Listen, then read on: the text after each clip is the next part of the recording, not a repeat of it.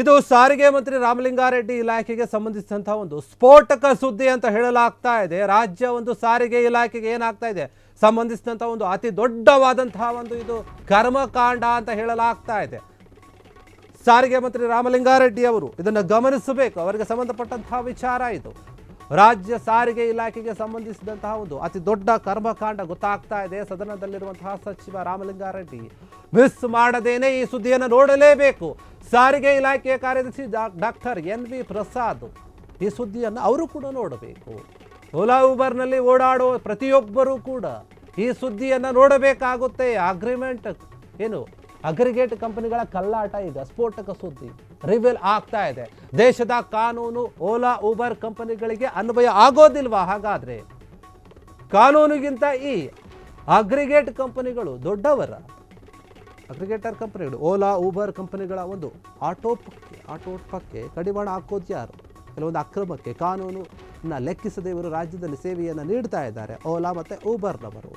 4 ವರ್ಷಗಳಿಂದ ಲೈಸೆನ್ಸ್ ಇಲ್ಲದೇನೆ ಓಲಾ ಊಬರ್ ಕಾರ್ಯಾಚರಣೆಯನ್ನು ನಡೀತಾ ಇದೆ. ಓಲಾ ಊಬರ್ ಕಂಪನಿಗಳ ಒಂದು ಲೈಸೆನ್ಸ್ 2021 ಮುಕ್ತಾಯ ಆಗಿದೆ. ಆದರೂ ಕೂಡ ಲೈಸೆನ್ಸ್ ಮುಗಿದ ಬಳಿಕವೂ ಕೂಡ ರಿನಿವಲ್ ಮಾಡಿಸಬೇಕಾದಂತಹ ಒಂದು ಕರ್ತವ್ಯ ಕಂಪನಿಗಳದಿತ್ತು, ಆದರೆ ಮಾಡಿಸಿಲ್ಲ. ಆದರೆ ಇಲ್ಲಿಯವರೆಗೂ ಕೂಡ ರಿನಿವಲ್ಗೆ ಅರ್ಜಿಯನ್ನು ಸಲ್ಲಿಸಿಲ್ಲವಂತೆ ಓಲಾ ಊಬರ್.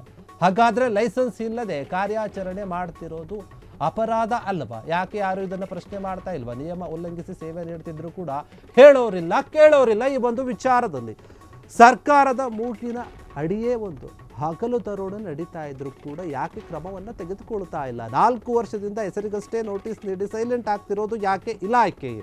ಓಲಾ ಯೂಬರ್ನಲ್ಲಿ ಸಂಚಾರ ಮಾಡುವಂತಹ ಪ್ರಯಾಣಿಕರೇ ನೀವು ಕೂಡ ಹುಷಾರಾಗಿರಬೇಕು.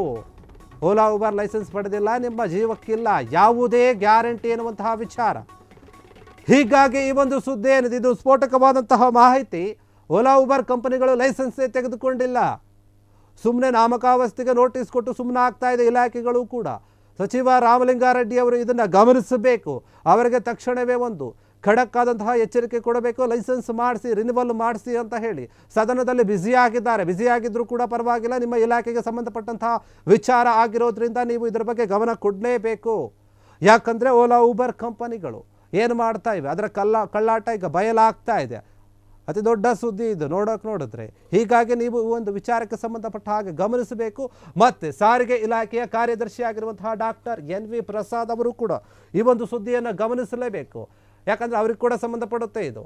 ಓಲಾ ಊಬರ್ನಲ್ಲಿ ಓಡಾಡುವಂತಹ ಪ್ರತಿಯೊಬ್ಬರೂ ಕೂಡ ಯೋಚನೆ ಮಾಡಿ. ಯಾಕಂದರೆ ನೀವು ಅದರಲ್ಲಿ ಏನಾದರೂ ಹೋಗಿ ಏನಾದರೂ ಆದರೆ ನಿಮ್ಮ ಪ್ರಾಣಕ್ಕೆ ಯಾವುದೇ ರೀತಿಯಾದ ಗ್ಯಾರಂಟಿ ಇಲ್ಲ. ಅಗ್ರಿಗೇಟರ್ ಕಂಪನಿಗಳ ಒಂದು ಕಳ್ಳಾಟ ಈಗ ಬಯಲಾಗ್ತಾ ಇದೆ, ಗೊತ್ತಾಗ್ತಾ ಇದೆ. ದೇಶದ ಕಾನೂನನ್ನು ಓಲಾ ಊಬರ್ಗಳು ಸರಿಯಾದ ರೀತಿಯಲ್ಲಿ ಪಾಲಿಸ್ತಾ ಇಲ್ಲ. ಹಾಗಾದರೆ ಅವ್ರಿಗೆ ಅನ್ವಯ ಆಗ್ತಾ ಇಲ್ವ ಅನ್ನೋಂಥ ಒಂದು ಪ್ರಶ್ನೆ ಮೂಡ್ತಾ ಇದೆ. ಹೀಗಾಗಿ ಕಾನೂನಿಗಿಂತ ಅಗ್ರಿಗೇಟರ್ ಒಂದು ಕಂಪನಿಗಳು ದೊಡ್ಡದಾಗಿವೆಯಾ? ಅವರು ದೊಡ್ಡವರ? ಯಾಕೆ ಪಾಲಿಸ್ತಾ ಇಲ್ಲ? ಓಲಾ ಊಬರ್ ಕಂಪನಿಗಳ ಒಂದು ಆಟೋಪಕ್ಕೆ ಕಡಿವಾಣ ಹಾಕೋದು ಯಾವಾಗ? ಯಾಕೆ ಇದನ್ನು ಯಾರು ಕೇಳುತ್ತಾ ಇಲ್ಲ? ಕಳ್ಳಾಟಕ್ಕೆ ಯಾವಾಗ ಕಡಿವಾಣ ಹಾಕ್ತಾರೆ? ಅವರ ಕಳ್ಳಾಟಗಳು ಏನು ನಡೀತಾ ಇದೆ? ಆಟೋಪಕ್ಕೆ ಅಂತ ಹೇಳಲಾಗ್ತಾ ಇದೆ. ಹೀಗಾಗಿ ಈ ಒಂದು ವಿಚಾರಕ್ಕೆ ಸಂಬಂಧಪಟ್ಟಂತೆ ಯಾವಾಗ ಕಡಿವಾಣ ಹಾಕ್ತಾರೆ? ಕಾನೂನು ಲೆಕ್ಕಿಸದೆ ಇವರು ರಾಜ್ಯದಲ್ಲಿ ರಾಜ್ಯಭಾರವನ್ನು ಮಾಡ್ತಾ ಇದ್ದಾರೆ, ಸೇವೆಯನ್ನು ನೀಡ್ತಾ ಇದ್ದಾರೆ ಓಲಾ ಊಬರ್ ಕಂಪನಿಯವರು. 4 ವರ್ಷದಿಂದ ಕೂಡ ಇದಕ್ಕೆ ಯಾವುದೇ ರೀತಿಯಾದ ಒಂದು ಲೈಸೆನ್ಸ್ ಇಲ್ಲದೆ ಓಡಾಡ್ತಾ ಇದ್ದಾರೆ. ಯಾಕೆ ಅಂತ ಯಾರು ಕೂಡ ಪ್ರಶ್ನೆ ಮಾಡ್ತಾ ಇಲ್ಲ. ಓಲಾ ಊಬರ್ ಕಂಪನಿಗಳಿಗೆ ಲೈಸೆನ್ಸ್ ಏನಿತ್ತು ಅದು 2021 ಮುಕ್ತಾಯ ಆಗಿದೆ. 2021ರಿಂದ ಇಲ್ಲಿಯವರೆಗೂ ಕೂಡ ಯಾವುದೇ ರೀತಿಯಾಗಿ ಇವರು ಲೈಸೆನ್ಸನ್ನು ರಿನಿವಲ್ ಮಾಡ್ತಿಲ್ಲ. ಆದರೆ ಇದನ್ನು ಯಾರು ಕೂಡ ಕೇಳ್ತಾ ಇಲ್ಲ. ಇದು ಸಚಿವರ ಗಮನಕ್ಕೆ ಬಂದಿದೆಯೋ ಇಲ್ಲ ಗೊತ್ತಿಲ್ಲ. ಹೀಗಾಗಿ ನಾವೊಂದು ಈ ವಿಚಾರವನ್ನು ನಿಮ್ಮ ಮುಂದೆ ಇಡ್ತಾ ಇದ್ವಿ.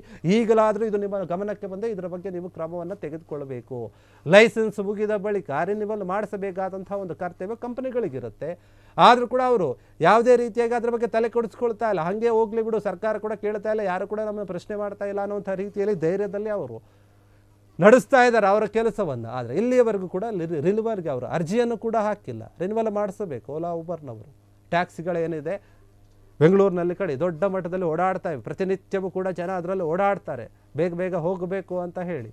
ಹೀಗಾಗಿ ಅವರು ರಿನಿವಲ್ ಮಾಡಿಸಿ ಅಂತ ಹೇಳಿ ಸರಿಯಾದ ರೀತಿಯಲ್ಲಿ ಸರ್ಕಾರ ಬುದ್ಧಿ ಹೇಳಬೇಕಾಗುತ್ತೆ. ದೇಶದ ಕಾನೂನು ಎಲ್ಲರಿಗೂ ಒಂದೇ ಆಗಿರೋದ್ರಿಂದ ಈ ಕಂಪನಿಗಳಿಗೂ ಕೂಡ ಅದು ಅನ್ವಯಿಸುತ್ತೆ. ಹೀಗಾಗಿ ಇವರು ಲೈಸೆನ್ಸ್ ಇಲ್ಲದೆ ಈ ರೀತಿಯಾಗಿ ಅಪರಾಧವನ್ನು ಮಾಡ್ತಾ ಇದ್ದಾರೆ. ಓಡಿಸ್ತಾ ಇದ್ದಾರೆ ಟ್ಯಾಕ್ಸಿಗಳನ್ನು. ನಿಯಮ ಉಲ್ಲಂಘನೆ ಸೇವೆ ಮಾಡ್ತಾ ಇದ್ರು ಕೂಡ ಯಾರು ಕೂಡ ಹೇಳ್ತಾ ಇಲ್ಲ, ಕೇಳ್ತಾ ಇಲ್ಲ. ಸರ್ಕಾರ ಕೂಡ ಇದ್ರ ಬಗ್ಗೆ ತಲೆ ಕೆಡಿಸ್ಕೊಳ್ತಾ ಇಲ್ಲ. ಸರ್ಕಾರಕ್ಕೆ ಗೊತ್ತಿದ್ರು ಕೂಡ ಸುಮ್ಮನೆ ಇದೆಯಾ, ಅಥವಾ ಗೊತ್ತಿಲ್ಲದೆ ಸುಮ್ಮನೆ ಇದ್ದಾರಾ? ಗೊತ್ತಿದ್ರೆ ಇದ್ರ ಬಗ್ಗೆ ಕ್ರಮ ತೆಗೆದುಕೊಳ್ಬೇಕು. ಗೊತ್ತಿದ್ದು ಸುಮ್ಮನೆ ಇದ್ರೆ ಅದು ನಿಮ್ಮ ತಪ್ಪೆ, ಏನು ಮಾಡೋಕ್ಕಾಗಲ್ಲ. ಜನರ ಜೀವಕ್ಕೆ ಏನಾದರೂ ಕುತ್ತು ಬಂದರೆ, ಅಪಾಯ ಆದರೆ, ಆವಾಗ ಲೈಸೆನ್ಸ್ ಇಲ್ಲ ಅಂದರೆ ಅವ್ರು ಏನು ಮಾಡಬೇಕು? 4 ವರ್ಷದಿಂದ ಇವರು ಹೆಸರಿಗಷ್ಟೇ ನೋಟಿಸ್ ಕೊಟ್ಟಿದ್ದಾರೆ, ಆದರೆ ಇದ್ರ ಬಗ್ಗೆ ಯಾವುದೇ ಕೂಡ ಕ್ರಮವನ್ನು ತೆಗೆದುಕೊಳ್ತಾ ಇಲ್ಲ ಎನ್ನುವಂಥ ಆರೋಪ ಕೇಳಿ ಬರ್ತಾ ಇದೆ. ಹೀಗಾಗಿ ಈ ಒಂದು ವಿಚಾರದ ಬಗ್ಗೆ ರಾಮಲಿಂಗಾರೆಡ್ಡಿ ಅವರು ಸಚಿವರು ಗಮನಿಸಬೇಕು.